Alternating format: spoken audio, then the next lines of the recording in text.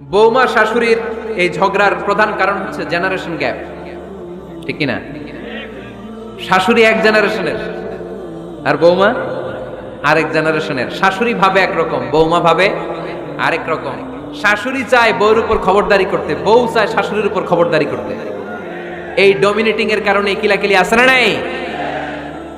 এটা ঠিক না। আমার শাশুড়ি মায়েরা যারা আছেন, প্রথমে শাশুড়ি দিয়ে শুরু করি। আমার মাইকের আওয়াজ যে ঘরগুলোতে যায়, আমার শাশুড়ি মাদেরকে বলবো, বউদের উপর অত্যাচার করবেন না। ছেলেরা প্রশ্ন করে, তোর কাছে তোর বউ বড় না আমি বড়? আছে না নাই? এটা একটা প্রশ্ন হইল, তোর বউ বড় না আমি বড়? দুইজনেই বড়। তো এক ছেলে সুন্দর উত্তর দিছে, আমার কাছে ভালো লাগছে উত্তরটা শুনে। এক মা প্রশ্ন করছে, তোর এতদিন আমি লালন পালন করে বড় করলাম, জীবন যৌবন তোর জন্য শেষ করলাম, আজকে বউ পাইয়া বউ তোর আপন হয়ে গেল। এবার ছেলে উত্তর দিছে, মা, আমার মুখ থেকে মা ডাক শোনার জন্য তুমি কি কষ্টটাই না করছো জীবনে। 10 মাস আমারে পেটে ধারণ করলা, খাইতে পারো নাই, বমি করছো, খালি ওষুধ খাইছো, তোমার পেট কেটে আমারে বের করা হয়েছে, 2 বছর আমারে দুধ খাওয়াইছো, পেশাব পায়খানা পরিষ্কার করেছো। বয়স যখন 3-4 তখন তোমার আমি মা ডাকছি, এই মা ডাকটা শোনার জন্য তুমি এত কষ্ট করছো। আর আরেকবারের মাইয়া এই ঘরে আইসাই তোমার মা ডাকা শুরু করছে। যেই মেয়েটা তোমারে মা ডাকে সে আমার আপন হবে না কেন মা? ঠিক কিনা? এই মা ডাক শোনার জন্য তুমি এত কষ্ট করলা, আমার লালন পালন করলা, 10 মাস পেটে ধরলা, পেশাব পায়খানা পরিষ্কার করলা, এরপরে মা ডাক শুনতে পারছি। আর আরেকবারের মেয়ে জানা নাই চিনা নাই এসেই তোমার ডাকা শুরু করছে মা। তো যে আমার মারে মা ডাকে তার স্থান তো আমার কলিজায়, ঠিক কিনা? শাশুড়ি আম্মারা যারা আছেন, প্লিজ বৌমাদেরকে কষ্ট দিয়েন না। অনেক শাশুড়ি আছে পান থেকে চুন খসলে রেগে যায়, পদে পদে স্ত্রীর ভুল ধরে, বউয়ের ভুল ধরে, আছে না নাই? এটা করবেন না। সে তো নতুন, আপনার অনেক এক্সপিরিয়েন্স হতে তার সময় লাগবে, তাকে সময় দিন, তাকে ভালোবাসুন, ঠিক কিনা? না বুঝে সামান্যতে বৌমারে বদদোয়া দেয়, এরকম আছে না নাই? কিন্তু বুঝতে চায় না, বৌমারে যদি বদদোয়া দেয় তাহলে তার নিজ ছেলের পরিবারের ক্ষতি, পেটে ধরা যে ছেলে, ছেলের পরিবারের কিন্তু ক্ষতি, তার আপন নাতি নাতনিদেরই ক্ষতি। আওয়াজ করে বলেন ঠিক কিনা? বৌমাকে বদদোয়া দিয়েন না। বৌমাকে নিজের মেয়ের মতো দেখবেন। সমাধান আমি দিচ্ছি, কেমন দেখতে হবে? নিজের মেয়ের মতো। নিজের মেয়ে সকালে ঘুম থেকে ওঠে 11টা, ওইটা সমস্যা নাই। বৌমা কেন উঠলো না, ওইখানেই ঝামেলা, আছে না নাই? মেহেরবানি করে আপনার বৌমাকে আপনার নিজের মেয়ের মতো দেখেন। নিজের মেয়ের যেমনি আদর করেন তাকেও অমনি আদর করেন। আপনার বৌমারে যদি আপনি কষ্ট দেন, মনে রাখবেন আপনার নিজের মেয়েটাও আরেকবারের বউ হয়ে কয়েকদিন পরে যাবে। আপনি যা যা করবেন আপনার মেয়েকেও তারা ওইরকম কষ্ট দিয়ে বাড়িতে ফিরিয়ে দিবে। চিল্লায় বলেন ঠিক কিনা? খবরদার, টিট ফর ট্যাট, ইট্টি মারলে পাটকেলটি খেতে হয়। এজন্য শাশুড়ি আম্মা জানারা যারা আছেন, বৌমার সাথে খারাপ আচরণ করবেন না মেহেরবানি করে। তাকে আপনি কষ্ট দিলে আপনার নিজের মেয়েটাও আরেক বাড়ির বৌমা হবে, সেও ওই বাড়িতে এই কষ্টগুলো ভোগ করবে। এগুলো যখন আপনি শুনবেন তখন আপনার চোখ দিয়ে পানি পড়বে কি পড়বে না? পড়বে। এবার আসেন বৌমার কথা বলি। বৌমা যারা আছেন মেহেরবানি করে, বৌমা যারা আছেন মেহেরবানি করে আপনার শাশুড়ি আম্মাকে নিজের মায়ের জায়গায় রাখবেন। আপনার বাড়ি ছেড়ে নতুন বাড়িতে আসছেন, তো এটাই তো আপনার বাড়ি। আপনার মা রেখে দিয়ে নতুন মা পাইছেন, এটাই তো আপনার মা। তো ওনাকে মায়ের জায়গায় বসাতে আপনার সমস্যাটা কোথায়? বৌমারা খেয়াল রাখবেন, আপনি আপনার শাশুড়ির সাথে যে আচরণটা করতেছেন, আপনার শেষ বয়সে আপনার ছেলের বিয়ে দেওয়ার পরে যে বৌমাটা আসবে ওই আচরণই আপনাকে ফিরিয়ে দিবে। The nature has its own return. প্রকৃতির একটা মাইর আছে, এটা শেষ মাইর, এটা শেষ খেলা। প্রকৃতির খেলা বড় খেলা।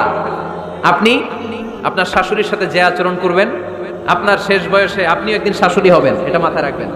ওই আচরণই আপনি ফিরে পাবেন। আওয়াজ করে বলতে হবে ঠিক কিনা? এজন্য 9 নম্বর পয়েন্টস হচ্ছে মিউচুয়াল রেসপেক্ট। সবাই যেন সবাইকে ভালোবাসি। দোষ ছাড়া মানুষ নাই, সবার দোষ আছে। আমরা যেন একে অন্যের দোষ না খুঁজি। বৌমারা, আপনাদের কেন যদি আমার মাইকের আওয়াজ যায়, অল্প কিছু টেকনিক অবলম্বন করলে আপনি আপনার শাশুড়ির মন জয় করতে পারবেন। শাশুড়িরা আসলে বেশি কিছু চায় না, আগের জামানার মানুষ তো, এদেরকে ওইভাবে হাত করতে হবে। মাঝে মাঝে একটু শাশুড়ির মাথায় তেল দিয়ে দেন, চুলে তেল দিয়ে দিবেন আর কি, মাঝে মাঝে চুল আশ্রয় দিবেন, এগুলো কিন্তু খুব পছন্দ করে শাশুড়িরা। ওনার প্রেশারটা একটু মেপে দিবেন, ডায়াবেটিক্সের ওষুধটা খাইলো কিনা সময় মতো খোঁজ নেবেন, কি পছন্দ করে খেতে একটু রান্না করে দিবেন। যেই বক্তার ওয়াজ শুনতে পছন্দ করে ওই বক্তার ওয়াজগুলো ডাউনলোড করে শাশুড়ি আম্মাকে দিবেন, ইসলামী বই দিবেন। দেখবেন বয়স্ক নারীরা মাহফিল যেতে খুব পছন্দ করে, ওয়াজ শুনতে খুব পছন্দ করে, নবীদের কাহিনীগুলো শুনতে পছন্দ করে। বসায় বসায় একটু কাহিনীগুলো শোনাবেন। বাইরে বেরোলে জিজ্ঞেস করেন, আম্মা আপনার কিছু লাগবে কিনা। আরেকটা টিপস আছে, চুল যখন আশ্রাবেন আর শাশুড়ির মাথা যখন তেল দিয়ে দিবেন তখন অতীতের কথা জিজ্ঞেস করেন। দেখবেন অতীতের স্মৃতিতে হারিয়ে গিয়েছে আপনার শাশুড়ি। কি জিজ্ঞেস করবেন জানেন? জিজ্ঞেস করবেন, আম্মা জান মুক্তিযুদ্ধের সময় আপনার বয়স কত ছিল? ওই সময় মুক্তিযুদ্ধের সময় আপনাদের এলাকায় কি কি হয়েছিল মা? আরেকটা প্রশ্ন করবেন, মা বিয়ের সময় আপনি কেমন ছিলেন? ওই দিন দেখবেন বুড়ি আর বুড়ি নাই, জুয়ান হয়ে গেছে। ওই দিন বলবে, মা আমি অনেক সুন্দরী ছিলাম, আমার মাথায় অনেক চুল ছিল, আজকে নাই। আমগো গ্রামে আমার চাইতে সুন্দরী মাইয়া ছিল না। অতীতের স্মৃতিতে স্মৃতি হাতরাতে হাতরাতে তিনি হারিয়ে যাবেন। জিজ্ঞেস করবেন যে, মা শীতকালে আপনাদের দেশে কি পিঠা বানাতেন আপনি যখন ছোট ছিলেন? আপনার বাপ চাচারা কি করতো? এগুলো জিজ্ঞেস করলে উনি স্মৃতির পাতা হাতরাতে হাতরাতে চোখ দিয়ে দাঁড় দাঁড় করে ওনার পানি ঝরতে শুরু করবে।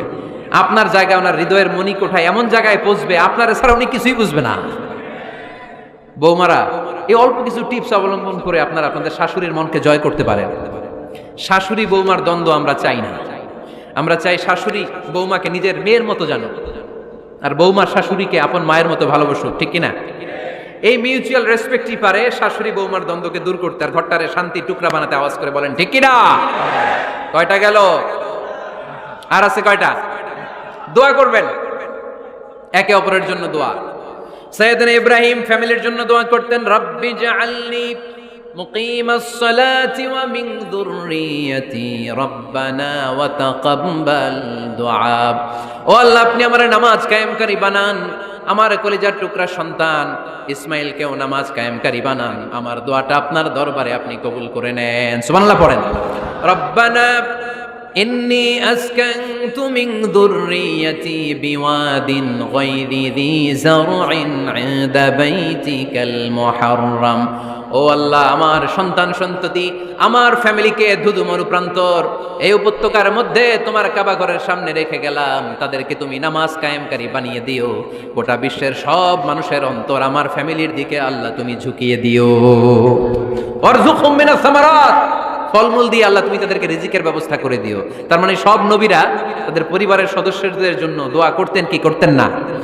আবার কোরআন আমাদেরকে শিখালো, রব্বানা হাব লানা মিন আজওয়াজিনা ওয়া মিন যুররিয়াতিনা কুররাতা আ'য়ুন ওয়াজআলনা লিল মুত্তাকিনা ইমামা।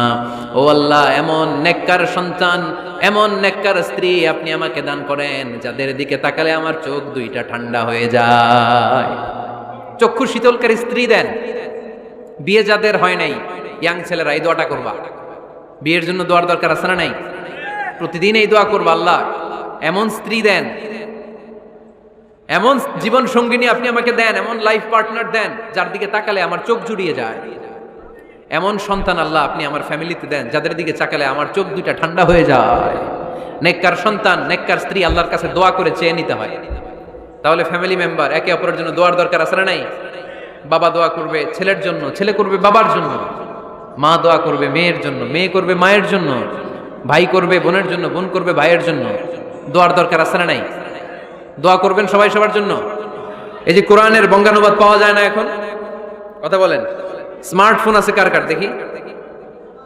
হ্যাঁ, কারা কারা স্মার্ট দেখি? হাজার হাজার স্মার্ট, মাশাআল্লাহ। এই স্মার্টফোনের ভেতরে আল কোরআন নামে বাংলায় কোরআনের একটা অ্যাপস পাওয়া যায়। কথা বলেন, পাওয়া যায় কি যায় না?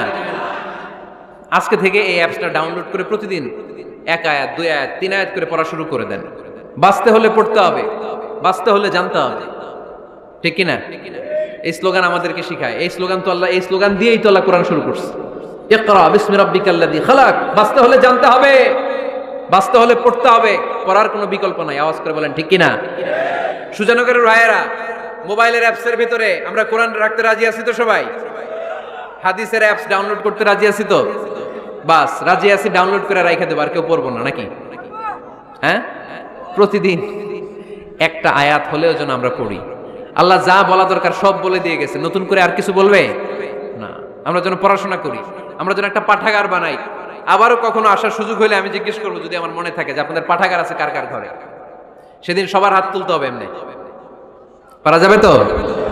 আল্লাহ তুমি তৌফিক দাও।